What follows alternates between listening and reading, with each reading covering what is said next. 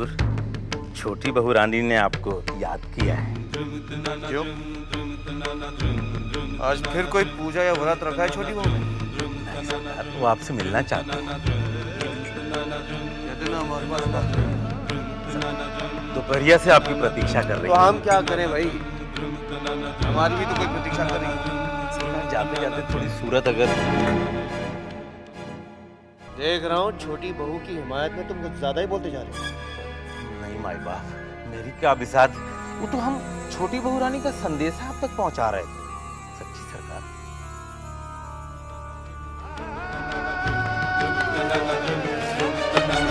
चलिए सरकार।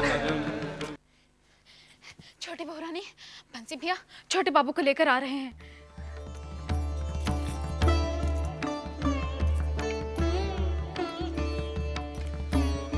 क्या बात है, क्यों बुलाया मुझे? कई दिनों से आपको देखा नहीं था, बहुत इच्छा हो रही थी देखने की, सो बुला लिया। देख लिया, अब हम जाएं? आप हमारी तरफ देखेंगे भी नहीं।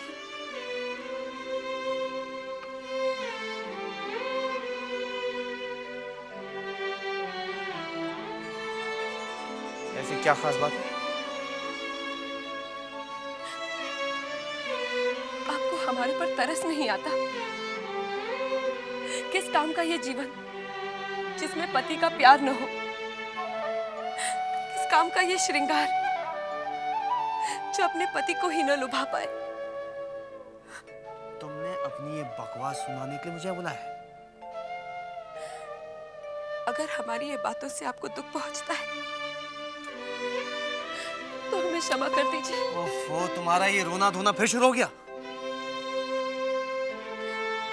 ये रोना धोना, ये आंसू तो हमारा भाग्य बन चुका है।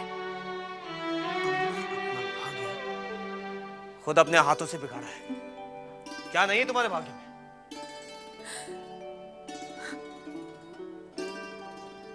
पति का प्यार। फिर शुरू कर दी अपनी बकवास। तुम बदलती क्यों नहीं? आप भी तो नहीं बदलते। मुझे बदलने की कोशिश भी मत करना। बड़ी बहू और मझली बहू की तरह खुश रहना सीखो तुम। उनके मन में जो आता है वो करती है, तुम्हारे मन में भी जो आता है तुम करो, हंसो गाओ। हंसते हुए और गाते हुए तो मैंने आज तक आपको भी नहीं देखा। देखो, तुम्हारी ये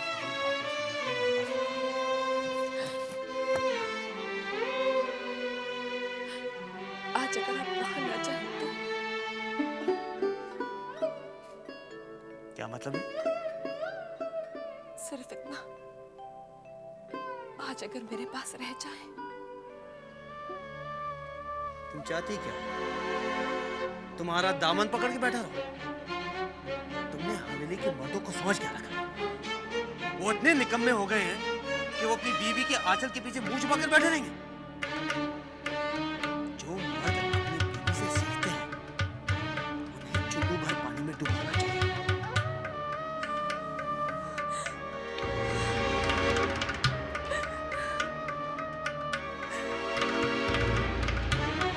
रानी का क्या होगा भैया? धीरे धीरे सब ठीक हो जाएगा।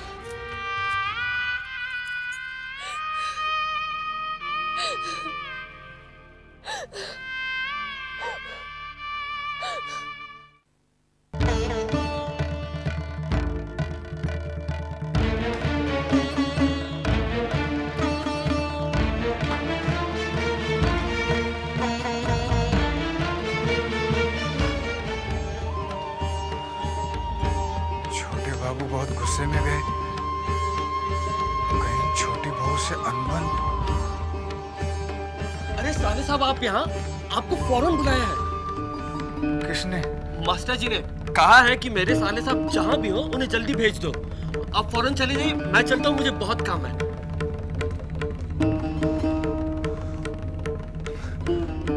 मैं तो डर ही गया था कहीं छोटी बहू ने तो नहीं बुला भेजा, लेकिन जीजा जी तो चले गए थे। ऐसी क्या बात हो गई?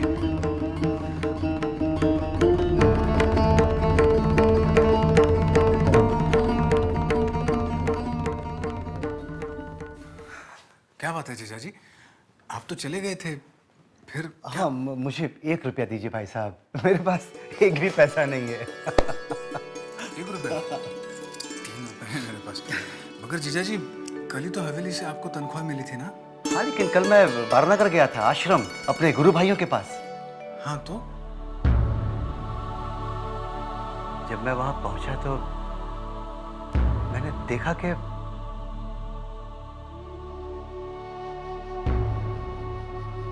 क्या बात है, आप लोग आज वेदांत नहीं पढ़ रहे?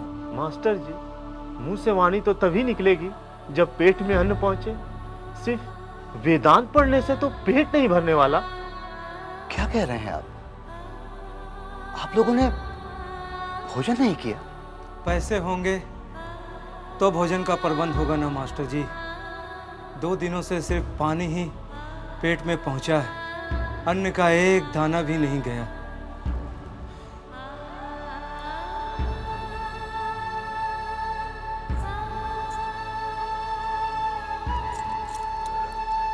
खैर, ये चिंता मत करिए, आप लोग आप ये पैसे रखिए और अपने भोजन का इंतजाम करिए फौरन।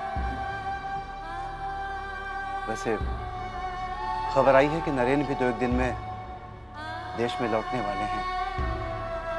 उनके आते ही आप लोगों की सारी परेशानियां खत्म हो जाएंगी। आप ही बताइए भाई साहब, मैं और क्या करता हूँ? तो आप अपने महीने की पूरी तनख्वाह आश्रम दे आए। तभी तो आपसे 1 रुपया लिए हैं मैंने। जीजा जी, पूरा महीना पड़ा है। चिंता मत करिए, आपने वो कहावत नहीं सुनी, सारी खुदाई एक तरफ, जोरू का भाई एक तरफ। आपको फाका नहीं करने दूंगा। नहीं, ऐसी बात नहीं है। अच्छा जीजा जी, आपने अभी नरेंद्र का जिक्र किया था, ये कौन है? नरेंद्र यानी विवेकानंद। गुरु परमहंस देव कहा करते थे कि नरेंद्र एक दिन सारी पृथ्वी को हिला के रख देगा। गजब का तेज है उस आदमी में। अमेरिका में उसने भूकंप मचा दिया है, सारे अंग्रेज उसके तेवर से हक्का बक्का है। भला ऐसा क्या किया उन्होंने? उसने लोगों की समझ को आजादी की रोशनी दी है, समझाया है कि गुलामी बुरी चीज है। अपने मद्रास के भाषण में उसने जो कहा, उससे लोगों में क्रांति की लहर पैदा हो गई है। अच्छा, मैं चलता हूँ। और हाँ भाई साहब, परसों दोपहर को आप सियालदह स्टेशन आ जाइएगा। क्यों? अरे विवेकानंद आ रहे हैं, उनके स्वागत की तैयारी में जुटना है कि नहीं? हाँ? भूलिएगा नहीं, परसों दोपहर को 2 बजे। और हाँ, इस बीच 2 दिन शायद मैं नहीं आ पाऊँ। क्यों? बस यहीं जरा व्यस्त रहूंगा। चलता हूँ। सियालदह स्टेशन दोपहर को 2 बजे। क्या बात है इब्राहिम भैया, आज बग्गी और दिन से ज्यादा सजाई जा रही है। कोई खास जगह जा रहे हैं क्या मजले बाबू? क्यों बंसी भैया, तुम्हें मालूम नहीं है? क्या? आज मजले बाबू एक पौधों की नीलामी में जा रहे हैं। अच्छा, और सुना है वहाँ एक खास पौधा चीन से आया हुआ है, जिसे मजले बाबू खरीदने जा रहे हैं। साहब लोगों की शौक भी अजीब होते हैं। जो अजीब ना हो वो साहब ही क्या है। क्या बात है, वाह। से बंसी भैया, शशि दिखाई नहीं दे रहा है। अरे तुमको पता नहीं है कुछ? नहीं? अरे उसे तो पारे की बीमारी हो गई है। अरे अल्लाह रहम करे, ये तो छूत की बीमारी है। हाँ भैया, तुम जरा उससे बच के ही रहना। हमको तो बेचारे की बहुत फिक्र है, कहीं नन्हे बाबू उसको नौकरी से निकाल ना दे। अरे चले भैया, हम चले, हमको बहुत काम है। चिंता को तो कौनो बात की चिंता होती नहीं है, सारा काम हमें को करेगा पड़ता है। हम चलते हैं।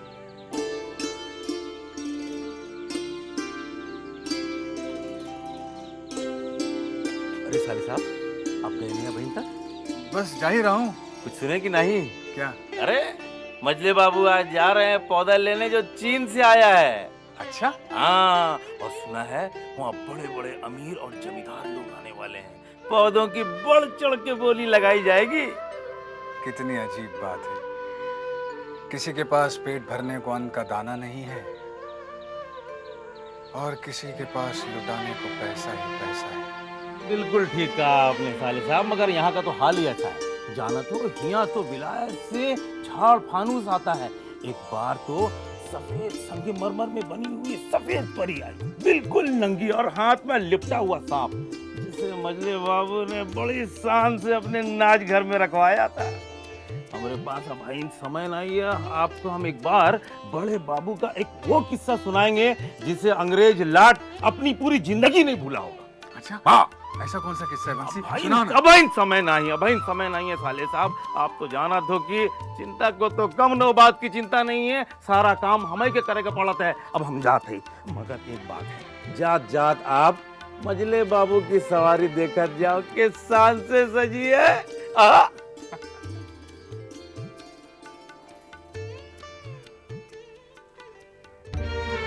सरकार, जी सरकार। रुपए पैसे सब रख लिए हैं ना? चीन के उस खास पौधे को आज हम लेकर ही लौटेंगे। थैलियां भर ली हैं सरकार। आज मजले बाबू की इज्जत का सवाल है। सुना है वो छेनी जाता रहा, आपका दुश्मन किसकी बात कर रहे हैं सरकार? भला वो भिखारी हमारे मजले बाबू का क्या मुकाबला करे? ये तो वही बात हो गई कि जमीन आसमान को छूने की कोशिश करे। देखो सरकार, तूने मिसाल बहुत अच्छी दी। अब खुश हो। सही बात भी विधु के मुंह से निकलती है सरकार। आइए।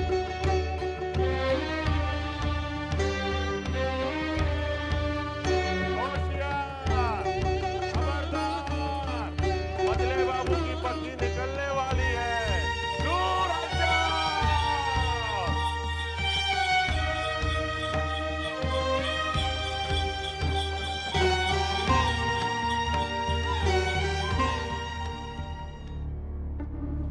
मजले बाबू, छिंदत तो पहुंच चुका है। घबराइए नहीं भैरव बाबू, उसने हमसे हमेशा मात ही खाई है। आज भी उसे पौधा नहीं मात ही मिलेगी। सरकार, मछली बाबू आ गए हैं।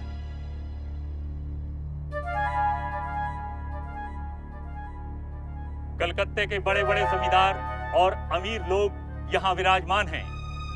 अब हम चीन से आए हुए इस खास पौधे की बोली 50 रुपए से शुरू करते हैं।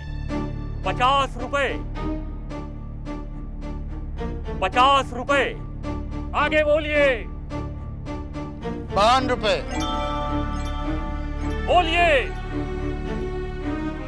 55 रुपए। 60 रुपए। 60 रुपए। आगे बोलिए। ये पौधा आपकी हवेली की रौनक को और बढ़ा देगा। 60 रुपए। 60 रुपए। 62 रुपए। 62 रुपए। जी हाँ, 62 रुपए। आगे बोलिए। 62 रुपए। 62 रुपए। 70 रुपए। 70 रुपए। पूरे 100 रुपए। 100 रुपए। 100 रुपए। 100 रुपए। 150 रुपए। आगे बोलिए। ये पौधा आपकी हवेली की रौनक को और बढ़ा देगा। 200 रुपए। 200 रुपए। बोलिए बोलिए। 300 रुपए। 300 रुपए। ये पौधा तो अनमोल होता जा रहा है। बोलिए। 300 रुपए।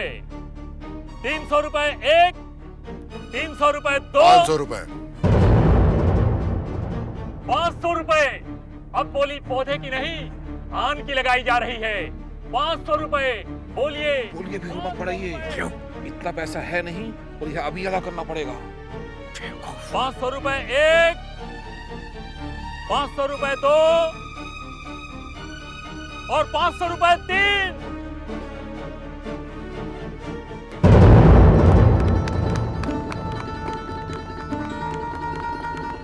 मैदान छोड़कर भाग रहा मजले बाबू। अब श्री हिरणमणि चौधरी जी जीत चुके हैं ये चीनी पौधा। श्री हिरणमणि चौधरी जी यहाँ आकर पौधा ग्रहण कीजिए और इसकी कीमत अदा कीजिए।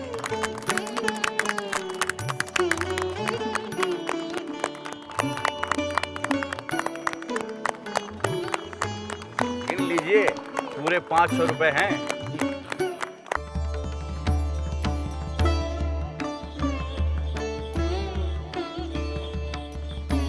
होशियार, खबरदार, मजले बाबू की सवारी आ रही है।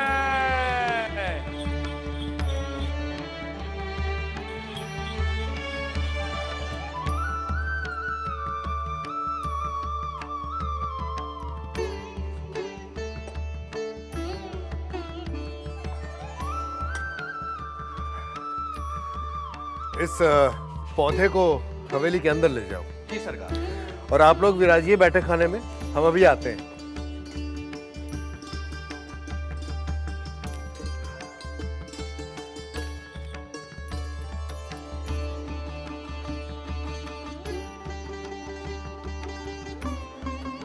मछली बहू, मछली बहू, देखो तुम्हारे लिए क्या लाए। हाय राम, एक मामूली सा पौधा इतना संभाल कर कहाँ से ला रहे हो? मछली बहू, इज्जत से बोलो, ये पौधा मामूली नहीं है, ये खास चीन से आया है और हम सबको हराकर 500 रुपए में इसे जीत के लाए। 500 रुपए? कमाल है, सोना नहीं चांदी नहीं, महज एक पौधा, वो भी 500 रुपया का। मर गया तो समझ गया। मछली बहू, ये हमारी इज्जत की बात है जो तुम्हारी समझ से परे है। जाओ जाओ।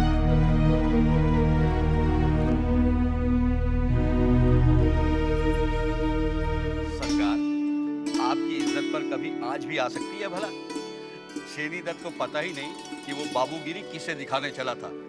ऐसा दुम दबाकर भागा कि पलट कर देखा भी नहीं। अरे उसकी ऐसी औकात कहाँ जो हमारे सामने खड़ा रह सके। छोटी बहू रानी, क्या आपको पता चला? किस बात का? यही कि मजले बाबू एक चीन का पौधा लेकर आए हैं। तो इसमें इतना आश्चर्य की क्या बात है?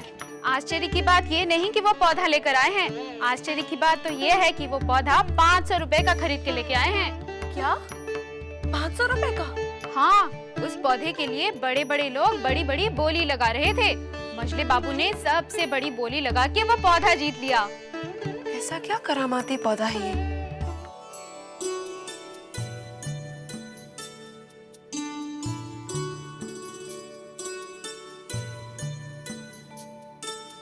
भैरव बाबू। जी सरकार। इस पौधे को देख रहे हैं आप? लगता है इसकी तरफ देखते ही रहे कि शान से खिल रहा है। ये शान तो आपकी हवेली में आकर खिली है मजले बाबू। क्यों? सही कहा आपने। सरकार, लाट साहब का अर्दली आया है। आपके पौधे की खबर उनके कानों तक पहुंच चुकी है। उन्होंने कहलवा भेजा है, शाम को वो पौधा देखने के लिए हवेली में तशरीफ ला रहे हैं। क्या कहा? लाट साहब खुद हमारी हवेली में तशरीफ लाएंगे?